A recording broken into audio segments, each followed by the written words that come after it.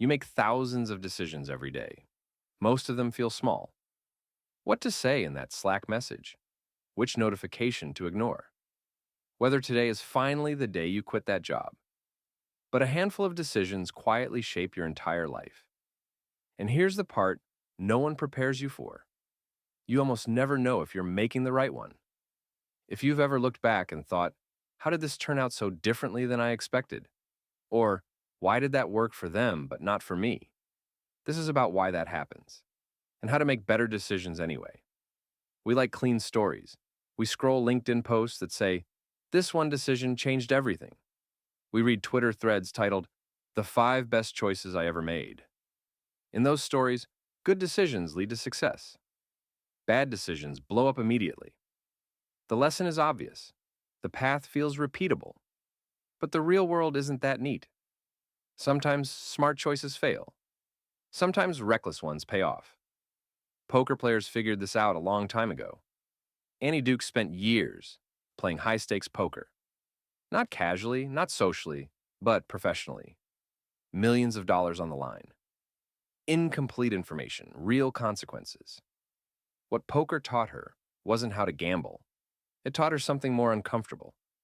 Humans are very bad at judging decisions because poker forces a truth most of us avoid. You can make the smartest decision available and still lose. You can make a reckless decision and get rewarded. And if you confuse those two things, you don't just stay stuck, you get confidently worse. Think about 2020 for a moment. Some people moved to Austin right before it exploded. Some moved to San Francisco right before everyone left.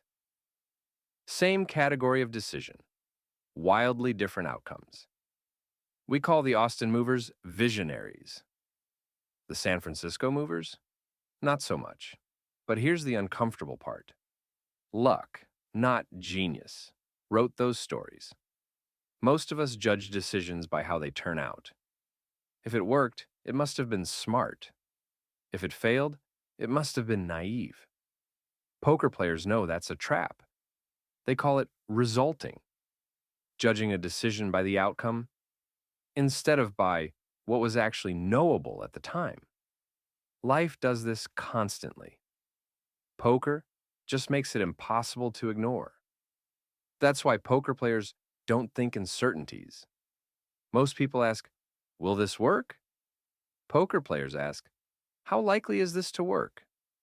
Most people ask, am I right? Poker players ask, what are the odds I'm seeing this clearly? Annie Duke calls this thinking in bets. Every belief is a wager about the future. Every decision is a forecast. And forecasts don't need to be perfect. They need to be honest. I'm about 70% confident beats I know for sure every single time. Because certainty shuts learning down. Probability keeps it alive. This completely changes how you experience being wrong. When you expect certainty, mistakes feel like personal failures. They feel embarrassing, threatening, like evidence you're not as smart as you thought. But when you expect uncertainty, mistakes feel different. They feel like information. Poker players don't ask, did I win? They ask, given what I knew at the time, did I play that hand well? Ask that question consistently, and your relationship with regret changes. So does your relationship with confidence. Poker also teaches something most of us resist deeply. Quitting is not weakness. For beginners, folding feels like giving up. For professionals, it's strategy. In poker, you don't keep playing a bad hand just because you already put chips in the pot. In life, we do exactly that. We stay in startup jobs that stopped being startups 3 pivots ago, relationships that ran out of road years back, degree programs we chose at 18 and now feel trapped by at 30. Because we've already invested the time, the money, the identity, the story we told everyone else. Walking away doesn't just end the plan, it bruises the version of ourselves we committed to. This is the sunk cost fallacy. Poker offers a cleaner rule. Past costs don't matter, only future odds do. Staying isn't commitment. Sometimes it's just fear with a calendar. And sometimes the smartest move is folding early, before the losses compound. Poker also strips away another illusion: magical thinking.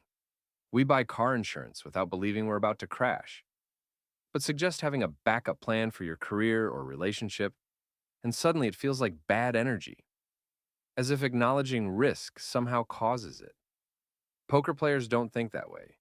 They plan for uncertainty because uncertainty is the only guarantee.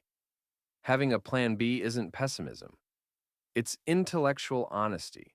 Over time, Annie Duke noticed something surprising. The best poker players weren't the loudest. They weren't the most confident. They were the most curious. They actively looked for where they might be wrong. They reviewed losing hands not to punish themselves, but to upgrade their thinking. They separated ego from accuracy, and that turned out to be the real edge. Intelligence helps, experience helps, but the ability to update your beliefs quickly, calmly, without turning it into an identity crisis matters more than both. This mindset also changes how you define success. Many poker players are miserable because they tie their self-worth to outcomes they can't control: the cards, the table, the randomness. The ones who actually thrive fall in love with the process. They measure progress by decision quality, not short-term results.